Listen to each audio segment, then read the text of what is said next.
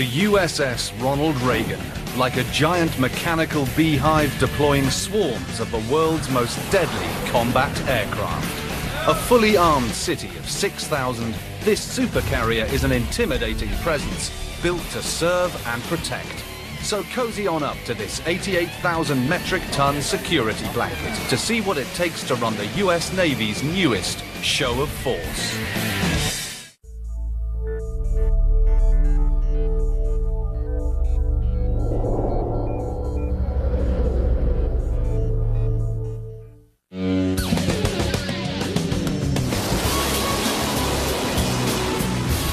The USS Ronald Reagan. Named for a president known as the Great Communicator, this ship communicates one of his most well-known philosophies loud and clear. Peace through strength. A lot of strength. I love it. It's a new ship. We're the new kids on the block. We have nothing to prove because we're the best so far, and I stand by that. This new kid on the block actually does have something to prove. The USS Ronald Reagan and its crew must prove to US Navy brass that it's worthy to go into service. This is an exclusive look at one of the biggest milestones in the Reagan's coming of age. They call it Flight Deck Certification, which is the final rubber stamp that the Reagan needs before being put into service. Among crew members, there's a high level of anticipation. I felt like a school kid going to his first day of school when I walked up to this ship and got on board for the first time. The USS Ronald Reagan is the 9th Nimitz-class aircraft carrier to be built. The Nimitz-class carriers are the largest carriers on Earth, and this one is the most remarkable among them. All of the latest improvements have been put on board this ship. Those improvements don't come cheap. You're looking at $4.5 billion US worth of boat. That's billion with a B. With a carrying capacity of up to 85 combat aircraft, the Reagan can protect the United States from some serious military harm. Towering 20 stories above the waterline, the Reagan's soaring height is dwarfed by its enormous expanse from stern to bow. At a whopping 333 meters long, it's like taking the Empire State Building on an ocean cruise. 2 onboard nuclear reactors provide enough power for the Reagan to operate at sea for 20 straight years without ever having to refuel. Not that the Navy would ever want that to happen. Boy, that would be kind of hard, wouldn't it? 20 years at sea, get pretty lonely. You might be lonely, but you'd be well taken care of. The ship is very much like a city. We have a postal system, we have a garbage division, we have all the things a small city has, and we keep it going. Speaking of cities, you could put the entire population of Aspen, Colorado on this boat with room to spare. The Reagan can actually house over 6,000 people. The Reagan even has its very own zip code. It can store enough food and supplies to sustain its population for up to 3 months. There are 30,000 light fixtures and 1,400 telephones. 2,100 kilometers worth of cable and wiring adorn the passageways. When the Reagan throws its weight around, look out. When carrying at full capacity, the Reagan has a displacement of 88,000 metric tons, which means when floating, it displaces 88 million kilograms of water, about 28.7 Olympic-sized swimming pools. Talk about parting the seas. It's a lot of ship built for one sole purpose. Our mission is to be a combat airport.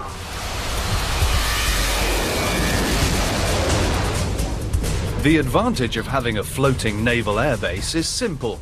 It's free to park wherever it wants in international waters, which gets it pretty close to just about any conflict on the planet. It's a ready-made combat base. Wherever it goes, its mission is the same: to launch and recover planes as fast and safely as possible. No questions asked, no permission required.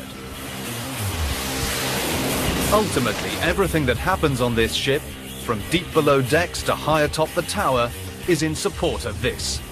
Orchestrated mayhem on the flight deck. Aircraft carrier is about 4.5 acres, and it probably is the most hazardous 4.5 acres in the world. A place where exact precision tames violent potential. Things can change pretty quickly up there. A place where readiness requires total awareness. But you lose focus for a second on the flight deck and you're going to be hurt. When flight operations are in full swing, there can be as many as 450 personnel on the flight deck. And you'd better be in the right place at the right time. If you're not where you're supposed to be, someone's going to tell you in a real hurry, and there's been times people will go out there and grab you and drag you back to where you're supposed to be, and there will be hell to pay because you stop everything. If you wander into the landing area when you're not supposed to be there, and you'll screw up the whole landing cycle. The cycle, as it's called, can get frenetic. While catapults shoot planes off one end of the deck, cables simultaneously trap planes at the other end. Meanwhile, ground crews position more aircraft for takeoffs, while other crews clear the runways for more landings. It's a place ripe with opportunities for catastrophe. Anything that can happen with an aircraft mishap has happened on the carrier. So these sailors really have to keep their head on a swivel, as we say, to keep a lookout. Because an aircraft who turns his exhaust on you, it could blow you over the side. I've seen someone thrown about 40 feet by a Tomcat turning around behind him and they didn't see it turn. The potential for danger gets even worse at night. There's aircraft taxiing around the flight deck at night. Just because it's dark, there's not a lot of visibility. You don't have a lot of situational awareness. Spinning propellers like on the Hawkeyes or on the CODs, the C2s, you can't really see them that well, so if you're not paying attention, people have walked into them, especially at night. So it's just one of those things you just got to look out for. To me, the number one thing that scares me is a guy hitting the ramp at night because it would create a humongous fireball that would then just spread right down the LA, possibly hitting other aircraft and then the folks on board. I would say, I'd like to say it gets better with the more landings you have, but it doesn't. But at nighttime, you don't find too many guys that go, oh yeah, that was fun, let's do that again. When bad weather meets rough seas, it takes the danger level substantially higher. The deck's moving up at you at 15 feet and you're coming down. It can get pretty scary. When the weather gets snotty, when you can't see the bow from the stern of the ship, you got horizontal rain coming down, and it can get extremely dangerous up there. People slipping and sliding, hats coming off, gloves coming off, stuff rolling down the landing area that can potentially FOD an airplane. Did he say FOD an airplane? Stuff rolling down the LA, the landing area, that can potentially FOD an airplane. To clarify, FOD stands for Foreign Object Debris. A jet blast can turn FOD into a dangerous projectile that could injure people on deck. FOD can get stuck in arresting cables, landing gear, or catapults. It's a major no-no on a carrier flight deck. The Navy takes it so seriously that periodic FOD walks are conducted throughout the day when flight operations are down. During a FOD walk, hundreds of sailors, officers included, methodically scour the 2-hectare flight deck from end to end, looking for the tiniest of debris.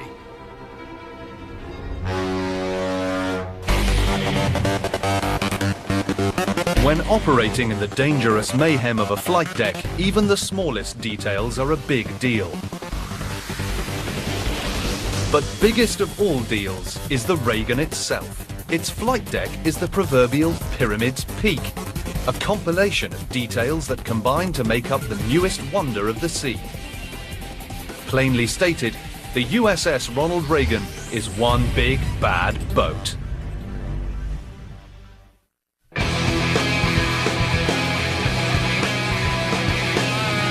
The USS Ronald Reagan, an iron fist designed to get a grip on a situation before it gets out of hand.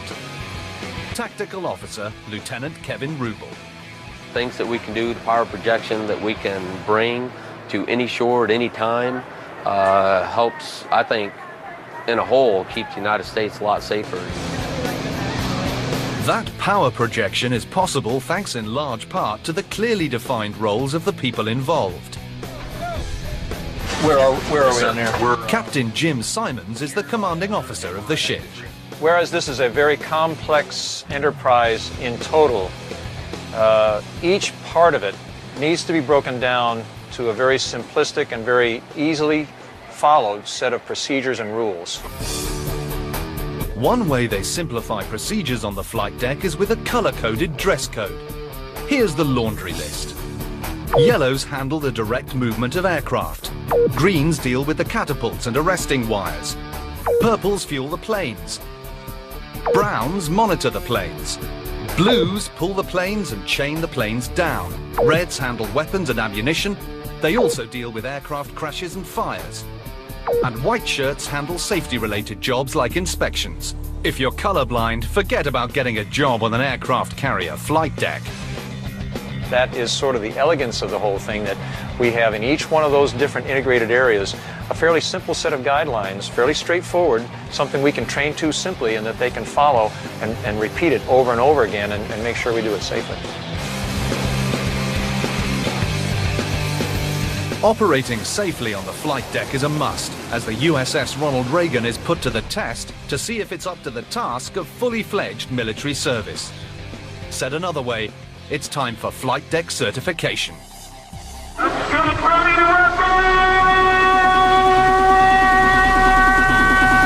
Not many camera crews have had this experience.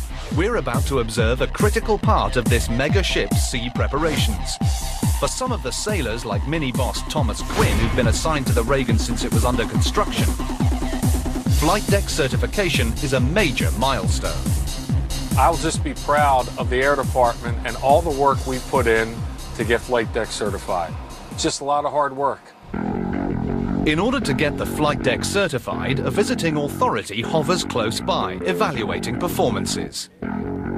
We have a handling team from our bosses out at Naval Air Forces Pacific in San Diego. This handling team, known as AirPac, represents the Pacific Fleet, where the Reagan will be in service. According to Aircraft Launch and Recovery Officer Lieutenant Commander Joe Stodd, it's an exciting yet nerve-wracking experience. They're watching the Air Department perform both procedures and our safety concerns. And once they're satisfied that we're doing things right, they'll give us the go to launch and recover aircraft. For Air Boss William T. Cooney, who oversees flight operations, this is a big day. Once we're certified, that means we're cleared to operate on the carrier normally in any type of environment. To obtain flight deck certification, the Reagan's crew members must respond to some worst-case scenarios. The flight deck crew is pretty pumped up, ready to go, and hopefully our drills will go smooth. The first scenario, an arresting cable is down and must be swapped out. Here goes, let's change to one wire, change to one wire.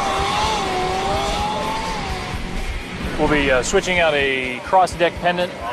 If the arresting gear engine or the wire were to fail in any way, we'd have to remove that from the flight deck so the aircraft could continue to land.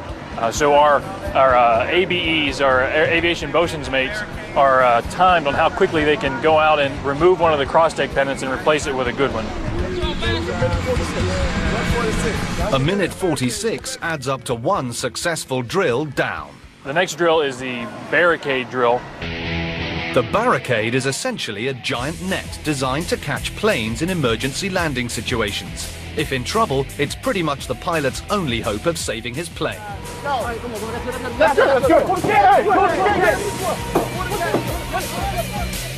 Crews attach the net to giant hydraulic arms that serve as uprights for the barricade.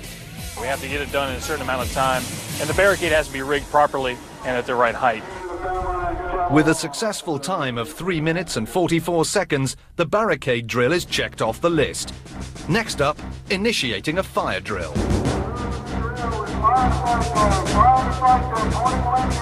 We'll simulate that aircraft landed with a problem and then caught on fire.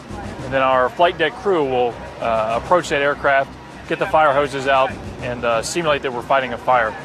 Because the potential for catastrophe is so high on a carrier, the Reagan is outfitted with enormous firefighting potential. Here, the flight deck washdown system is being tried out. This is where the entire 2-hectare surface is doused with about 80,000 litres of water per minute. The Reagan's flight deck is also peppered with strategically placed AFFF stations. AFFF stands for aqueous film forming foam, which effectively smothers Class A and B fires. The washdown system, in combination with the AFFF, makes for efficient and effective firefighting. The carrier's cut up into 20 zones, so you see where the fire is, you know what zone that's in.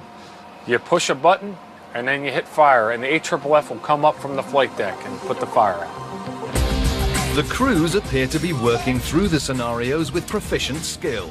Stern nods of approval from AirPac are encouraging, but what happens up here is not the only thing that matters when ensuring that this carrier is fit for service. This deck is a major tool in big-picture military tactics. Below decks, in combat engineering, the elements of that big picture are gathered.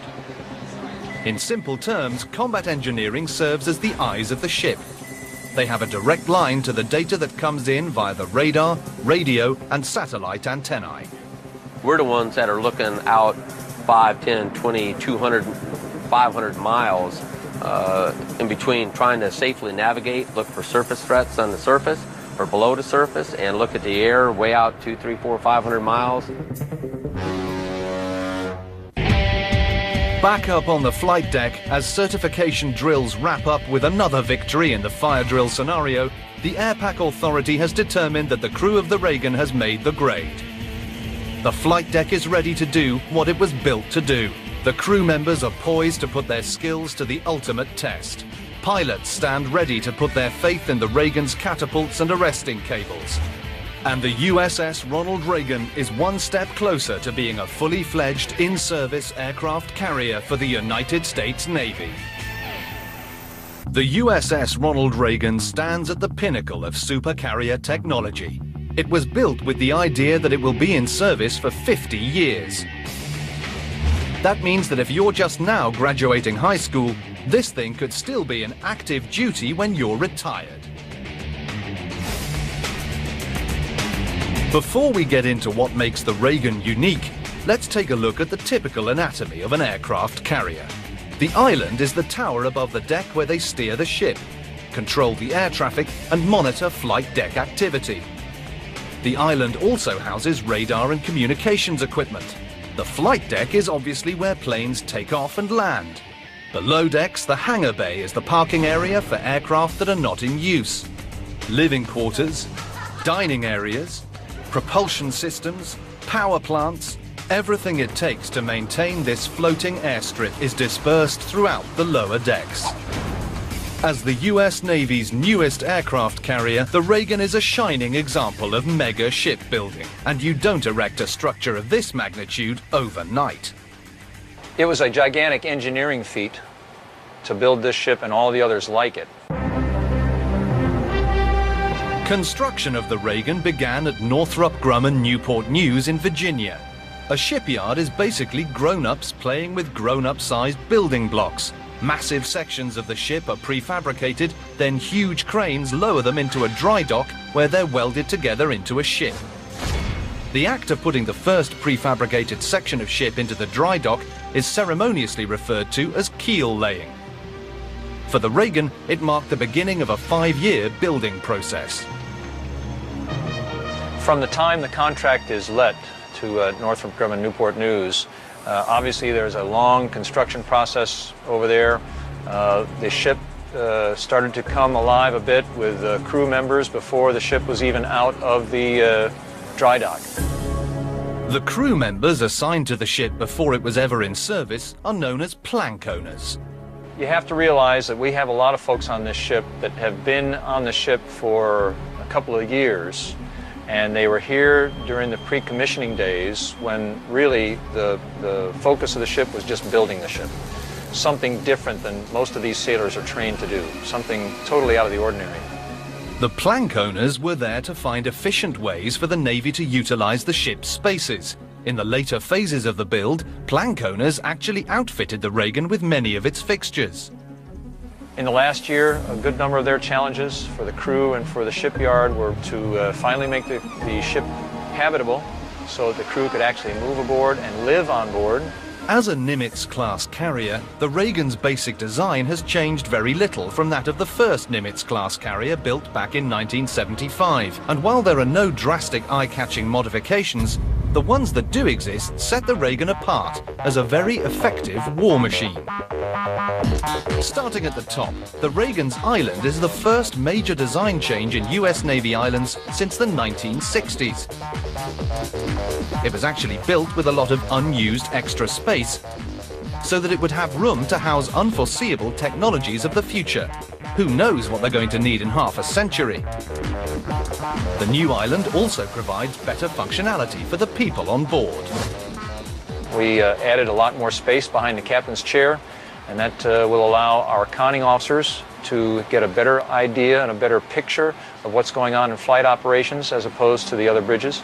One of the most significant modifications to the Nimitz design is below the waterline. One of the main modifications is bulbous bow. It's a feature on many ships throughout the world. We put that on this carrier so that the bow of the ship would be a little more buoyant. And of course, for launching and recovering airplanes, especially launching, we need to make sure that that bow wants to spend a lot of time up level with the horizon in a pitching deck scenario. So the bulbous bow gives us a little more of that buoyancy. Because it's a little longer, it gives us a little bit extra speed at each bell setting as well. So the Reagan has some prime capabilities, but a lot of that potential is not known until the ship is put through a battery of tests, known as shakedown procedures. And you just run the ship through its paces. You run it hard, a lot of flying going on, and you just exercise the ship and kind of shake it up to see what's working, what's not working.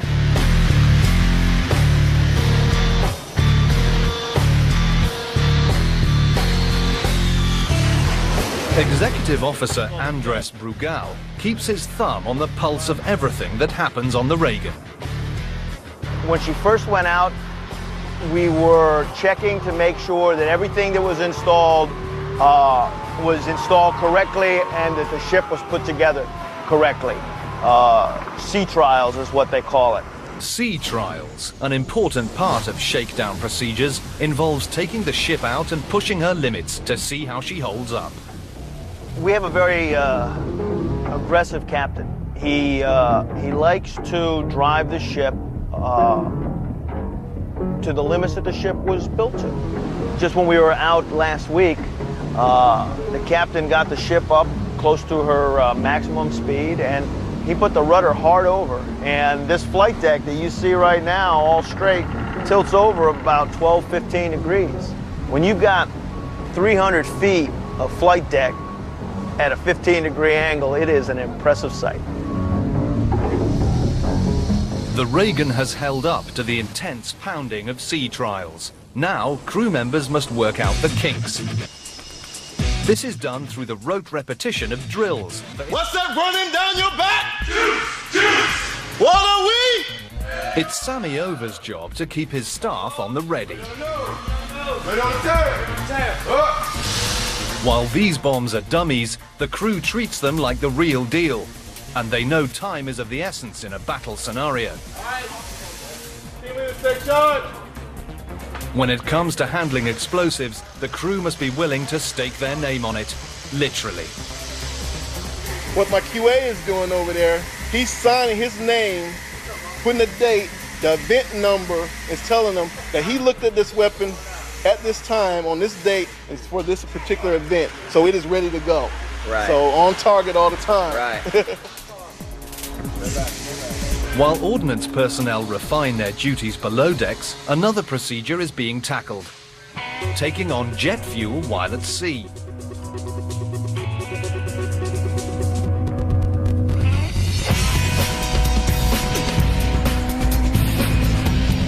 To load fuel, lines are shot to a fuel craft that moves in tandem with the carrier. Those lines are used to move giant hoses across to the ship where the fuel is pumped in. When its tanks are topped off at full capacity, the Reagan can hold a lot of jet fuel. We'll take on 3 million gallons of fuel, which we don't use for the ship itself. We use it for all the airplanes that are embarked. That's enough petrol for an economy car to make about 4,200 trips around the world. Storing over 11 million litres of jet fuel poses a challenge all of its own. Way below decks, in the belly of the beast, is where the storage and distribution of that jet fuel is monitored. So right about now, I'm sitting under the sea. Water is over my head. We're deep down here. So it was scary at first, but I got used to it now, so it ain't nothing to it. A massive network of pipes and valves are used in the dynamic distribution of fuel throughout various storage facilities on the ship. What would happen if they didn't evenly distribute the jet fuel throughout the carrier? You'll be leaning like this, and you'll notice it. I haven't seen it before. You're on the flight deck, you'll be walking one way, so it's very important that we keep it balanced out. Managing an 88,000 metric ton saltwater splitting weapon is a balancing act of staggering proportions. Whether it's the distribution of 11 million litres of jet fuel, the torpedo-like behaviour of a 635 metric ton bulbous bow, or the ongoing awareness and readiness of its thousands of sailors, the Reagan, from every perspective, is a force to be reckoned with.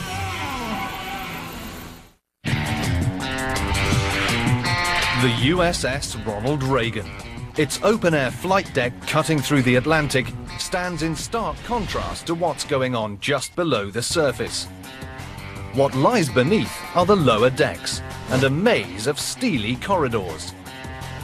For these sailors, this massive maze is not only something they need to maneuver in, it happens to be their home. Imagine this. You're living with 6,000 other people in this claustrophobic mangle of spaces for months at a time, with nowhere else to go. When it comes to handling the day-to-day dealings with sailors aboard the Reagan, Command Master Chief Kathy Hansen is there with ongoing guidance. When I came in the Navy, I was 18, a punk, and I came in the Navy for direction, and now I can help other sailors, achieve what I've achieved, and it's an awesome thing. People come from all walks of life, so sometimes they have financial problems, sometimes to be away from their kids or to be away from their husband or their wife is very difficult, so we help them get through that. So what is the Reagan like as a home away from home? Well, for one thing, space is at a premium. This female berthing is typical of most of the Reagan's living quarters. A tour of this place is a tutorial in tidiness. This is the coffin locker right here. This is a space that's given to you out to sea for your locker. And you see how you have to fold things a certain way to make sure your uniforms fit in here. Keeping clothes tightly pressed and folded is a necessity, given the limited storage space. And the officers keep sailors on their toes. Lay on deck! There's a list that they give you. And when they do inspection, they have to make sure that you don't have anything you're not supposed to have in your locker. And they do it by surprise. They don't tell you. So it's always a surprise when you have it. Living in cramped quarters isn't the only unique life experience on the Reagan. The use of cash is strictly prohibited. Before shipping out, sailors buy points that are registered to an ATM-like card. But there are also familiar aspects to life. People need haircuts, the Reagan has barbershops. People have faith, the Reagan has 3 chapels. If you have some errands, there are 2 onboard convenience stores. If you want to burn some calories or buff up, there's a gym. And for that good old snail mail, there's always the post office. If you're out of stamps, don't forget that Navy cash. Thank you. The Reagan is constantly abuzz with the activity of off-duty sailors living out their regular daily routines. But supporting the regular routines of so many people is a huge undertaking. Just take the laundry, for instance. Most of the people on board work 12 hours a day, 7 days a week. When the Reagan's operating with a full crew of 6,000, that makes for a boatload of sweaty uniforms. Add to that the 28,000 bed sheets and the 14,000 pillowcases, and you wind up with one humongous load of laundry coming down every day. Altogether, these machines can turn out nearly 5 metric tons of laundry a day. But only the bigwigs' clothes make it to the ironing boards. We iron khakis, which is officers and chiefs' uniforms. For the people who work here, there's a definite sense of pressure to pull off the perfect press. Especially if it's the captain or the executive officers. We make sure that they look squared away. They don't look right. We're all just embarrassed. It may get hot down here, and the people on duty may have to endure their shipmates' dirty socks, but laundry service is closed on Sundays, meaning these people only have to work 6 days a week. That's easy living on the Reagan. For the people who live on an aircraft carrier, one of the very few guilty pleasures is a good meal. Tremel Hoover is the galley captain, meaning he's in charge of all of the Reagan's kitchens. Food is the #1 morale on board. I mean, when you guys are flying the planes and they might have a bad day and different things like that, they know they can come down here and get 100% quality, 100% service. On the Reagan, operating at 100% means having an open kitchen door policy. We're running 23 hours a day. 23 hours a day now. We're one of the only ships that are actually doing that now. Constant feed. We only shut down maybe 1 hour for cleaning. This ship has a total of 11 different rooms for storing food. 7 are for dry storage, meaning no refrigeration, and the others are for cold storage. Down here, if nobody's looking, there are some definite benefits. Altogether, the Reagan has the capacity to store enough food to keep 6,000 sailors happily fed for up to 3 months. When you have a happy crew, you have a happy ship. You know, everything is happy. Everything runs smooth. We take a lot of positive input from the crew, and whatever they want, that's what we give them. Giving the customer what they want? That sounds like private sector stuff, which is exactly the point here. The people who work in these kitchens are no longer called mess management specialists. They're known as culinary specialists. Something new to the Navy. They are now given the same credentials as their civilian counterparts. Because there's an open kitchen, it's hard to count, but official estimates are that when the Reagan is at full capacity, over 18,000 meals are served every day.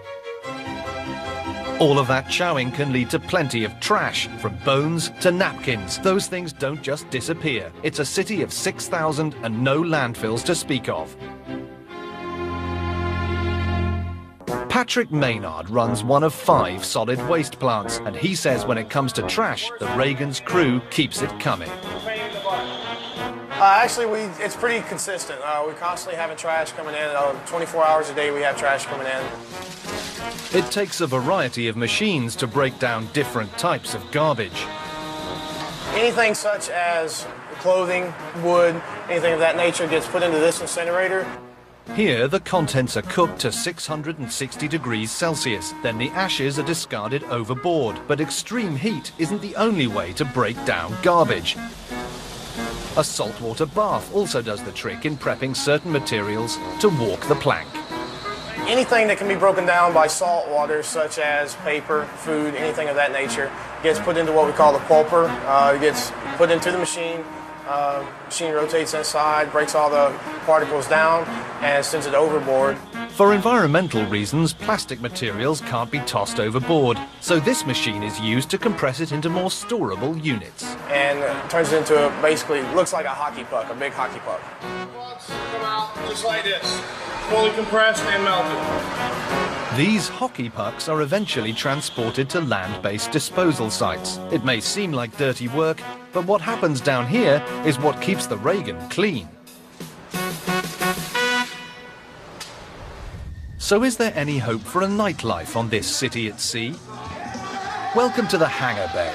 This 7,000 square metre aeroplane parking lot doubles as a town square of sorts. The eerily colored lights are not for ambience. They make it hard for enemies to spot the ship at night. But the people who gather here aren't thinking about keeping a low profile. They're ready to blow off some steam. From karaoke to sumo wrestling to self-defense classes, the hangar bay is like a giant park minus the pigeons. From the nightlife in the city center of the hangar bay to the daily grind of the thousands of workers who sustain this ship's massive population, it's all evidence that the Reagan is its own city at sea, and then some. Everything that you can imagine in a city, we have on board this ship. The only thing is, our mission is to protect the United States.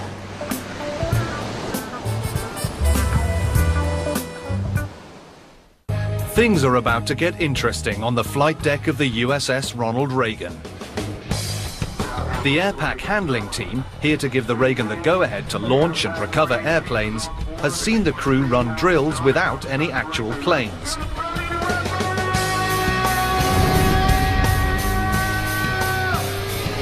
Now playtime is over. It's time to get real. We want airplanes on board because what we do is shoot and catch aircraft.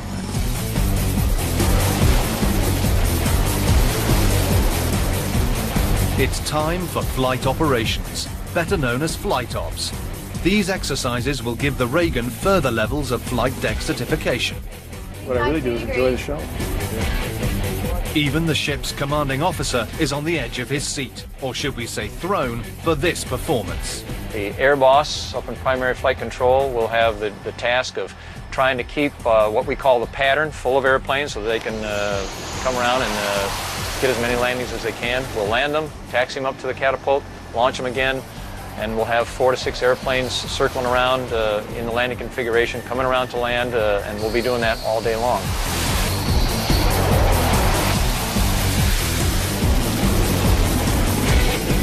William T. Cooney is the main man running this reality check. My job as air boss is just to make sure the safe and prompt execution of the airplane and getting aircraft on and off the carrier safely.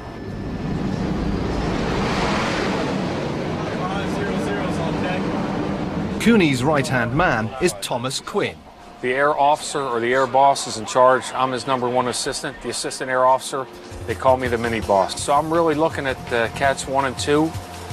The air bosses take care of Cats 3 and 4 and the landings. Cats are the Navy's term for catapults. So the boss and I, our heads are on a swivel all the time, and you'll hear me over the 5MC yelling, and all I'm trying to do is make sure our young folks are focused because it's a dangerous place. And if they can stay focused, we'll get the job done.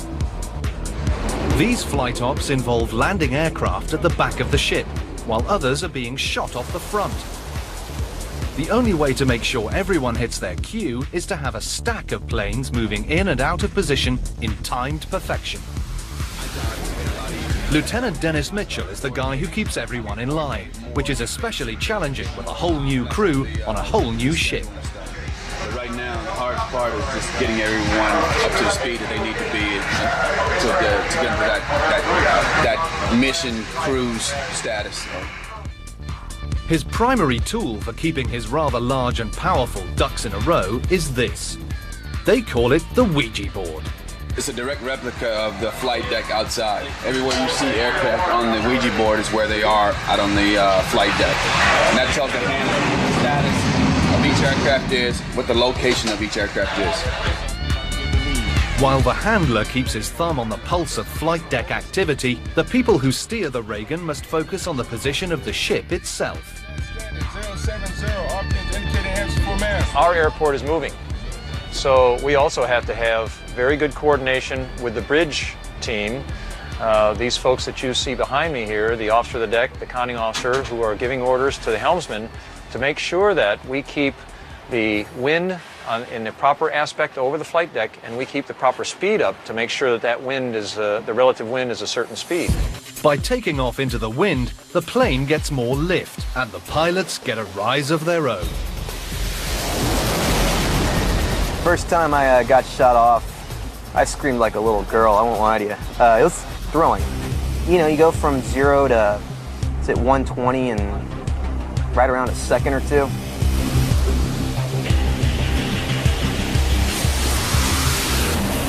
Best part of my job is the catch shot. You're not looking at anything else except you're looking long, you're looking at the water, you know you're gonna go flying, you get yourself ready to go, they give you tension, you go full throttle, you know your engines spool up, and your jet has a nice little squat, you just get ready to go, and then the guy touches the deck, you roll your head back, you get your arms forward, and you get this incredible adrenaline rush right off the bat. It's from 0 to about 128 knots in literally 2.5 seconds, and it's just a kick butt time. It's fun, it's incredible. It's the best roller coaster ride in the world.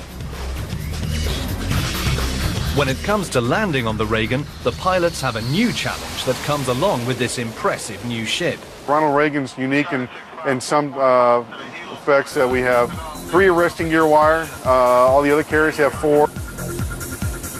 So what does one less wire really mean? For these pilots, apparently it's no big deal. It's 3 wires though, it's the same landing box, and you fly your approach exactly the same. You never stare at the wires when you come down. You're always looking at the optical lens. When I come in, I'm looking at 2 needles that'll sit like this on my HSI. It's a screen I got in front of me. And my job as a pilot is to keep those needles dead center to within the gnat's ass. And plus or minus, looking for a glide slope, left to right, looking for lineup.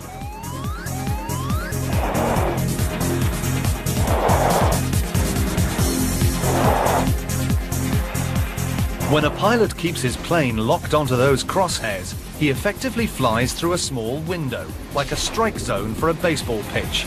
If they're in the zone, they nail the landing.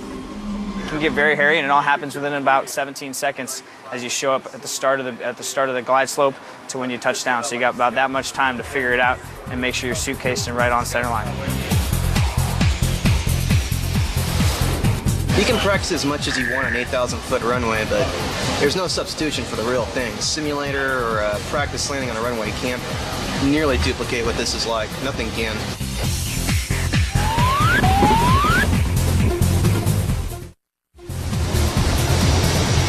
As a part of this day's training exercises, a lot of the pilots are executing touch and goes.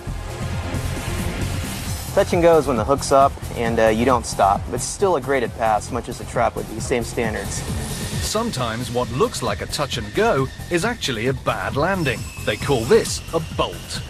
Bolter's when you miss all the wires and go around because you're too high, too fast, or you're just not on your game. A little bit embarrassing, sure, but everybody gets one now and then. Usually, when you get bolter, they hang a big bolt over your chair. We don't have the bolt with us, but I'm sure it'll be here shortly. These flight exercises are not only about pilots brushing up on their skills. Everyone out here is having their stamina put to the test. What they're going to do is just come out. We're going to fly non-stop from about 2 o'clock in the afternoon till about 2 o'clock in the morning. So it'll be 12 hours of straight flying. As the sky darkens, the ship is barely lit. The Reagan's lights are kept to a minimum so enemies can't easily spot it. This has the added effect of forcing the pilots to fly blind. You know, out there when you start at 10 miles, you don't even see the ship. You might see a light on the horizon in the water, but that's about all you see. You can't tell what it is or what you're driving at. It is extremely dark. I don't think there's any place more dark than being at sea with no moon out, or underneath a cloud cover with a moon on top. And it makes it very, very challenging for a pilot when you have no horizon reference, when you're flying only off your instruments and the few lights that you have in front of you which outline the ship. Over at the front of the ship is a place known as the bubble. Man's out with a thumb, passing, boom, military power. Here, the catapult operator keeps a low profile as he shoots plane after plane into the night sky. In the throat. Don't take it, sir. Don't take it. Shooting airplanes is a matter of balancing a litany of variables. The catapult operator must consider the weight of the aircraft, the density of the air, the headwind, and the movement of the ship through the water. Once everything is in place, he hits the button.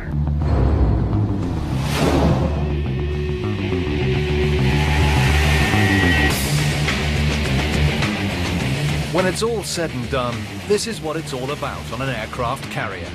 The Reagan was built to shoot and trap airplanes, and now, finally, it's certified to go into service. The next step, leave Norfolk Naval Station in Norfolk, Virginia, and take a 2-month journey around the tip of South America to its home port in San Diego, California. The ship is too large to go through the Panama Canal, so we have to go all the way south around Cape Horn. The USS Ronald Reagan, the newest show of force for the US Navy. For Commanding Officer Simons, command of this floating fortress is an honor of magnificent proportions. There are only 10 nuclear-powered aircraft carriers, and in the life of all those aircraft carriers, less officers have commanded them than people who have gone into space. I say to people all the time that I have to be one of the luckiest people in the Navy, maybe in the entire world. And while this megastructure has a personality all its own, for many, the collective personality of the people who serve here is what makes the Reagan the pride of the US Navy fleet. And the thing that keeps me coming to work every day with a smile on my face is the people on this ship. You cannot help but be proud. And that's it for me. That's what makes this ship great, is the Ronald Reagan sailor. For the Ronald Reagan sailor, news of the president's recent passing makes this journey to a new home and a new beginning even more significant. The men and women who serve here take this voyage not knowing what will happen after they dock in San Diego.